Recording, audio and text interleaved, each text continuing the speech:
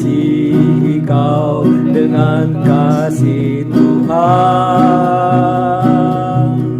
Ku kasihi Kau dengan kasih Tuhan. Ku lihat di wajah-Mu kemuliaan Raja. Ku kasihi Kau dengan kasih Tuhan. Ku kasihi Kau dengan kasih Tuhan. Ku kasihi Kau dengan kasih Tuhan. Ku lihat di wajah-Mu kemuliaan Raja. Ku kasihi Kau dengan kasih Tuhan.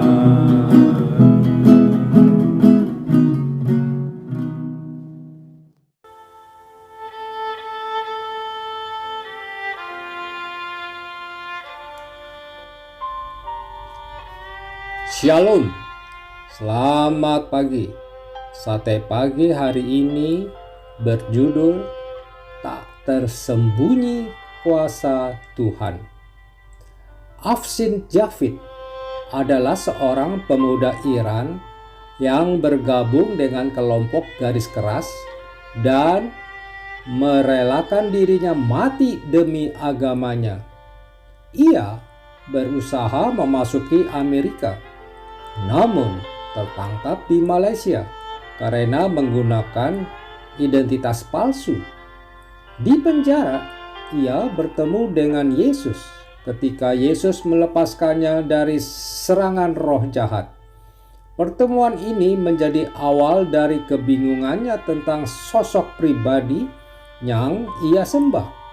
Ia mulai ragu akan keyakinannya selama ini dan mulai merasakan beban dosa yang begitu berat yang membuat berseru siang dan malam.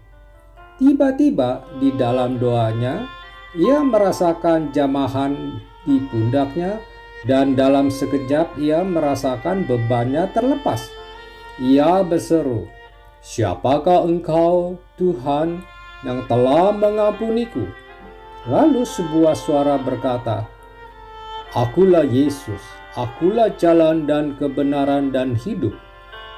Ia tersungkur dan menangis selama 2 jam.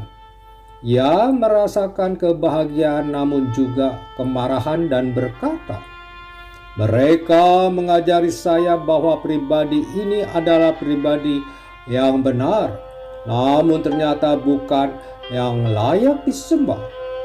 Lalu ia berdoa meminta sebuah Alkitab dan keesokan harinya seorang narapidana menghampirinya dan menyerahkan sebuah Alkitab. Sekarang ini sudah menjadi gembala sidang di Vancouver Christian Fellowship. Bagaimanakah kita dapat merefleksikan diri melalui kesaksian ini? Afshin tertipu selama bertahun-tahun menyembah dan membaktikan diri dengan luar biasa kepada pribadi yang mati. Kita yang selama ini menjadi umat Tuhan yang hidup, namun banyak kali iman kita terdampar pada kehampaan. Seperti halnya bangsa Israel menjadi saksi mata atas kehebatan perbuatan tangan Tuhan yang membawa mereka keluar dari Mesir. Namun mereka tidak mampu melihat Tuhan yang sama ketika mereka menghadapi kekeringan padang gurun. Iman mereka selalu menempatkan Tuhan sebagai pribadi yang menjadi sasaran dan keraguan mereka.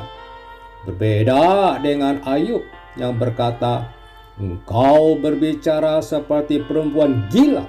Apakah kita mau menerima yang baik dari Allah, tetapi tidak mau menerima yang buruk?"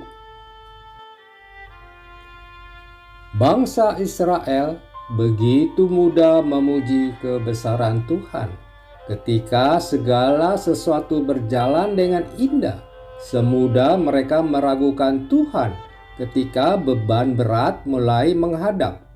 Sedangkan Ayub memiliki iman yang mampu melihat Tuhan yang sama, sekalipun menghadang beban berat, persoalan dan tantangan. Ingatlah, badai dan hujan deras yang menghantam mengajarkan kepada kita kekuatan untuk bertahan. Demikian pula, Tuhan menggunakan segala persoalan dan beban berat untuk mengajarkan bagaimana memiliki iman yang mampu bertahan. Iman kita tidak terdampar pada keluhan dan sungutan, melainkan memiliki ketajaman untuk melihat jalannya ketika tiada jalan. Saat kita tidak mampu mengerti jalan di depan, kita berserah dan belajar mempercayai kasih dan kuasa-Nya. Jangan biarkan persoalan mengecilkan Tuhan di dalam kehidupan kita. Amin. Mari kita berdoa. Bapa Surgawi, ketika kami menjadi umat pilihan-Mu yang telah diselamatkan, biarlah kami bukan dibekali dengan pengetahuan firman-Mu, tapi juga kami mempraktekkan dalam kehidupan sehari-hari apa yang telah diperlihatkan oleh pemuda Iran ini. Kiranya Tuhan memberikan kami kekuatan untuk menjadikan terang dimanapun kami berada. Amin.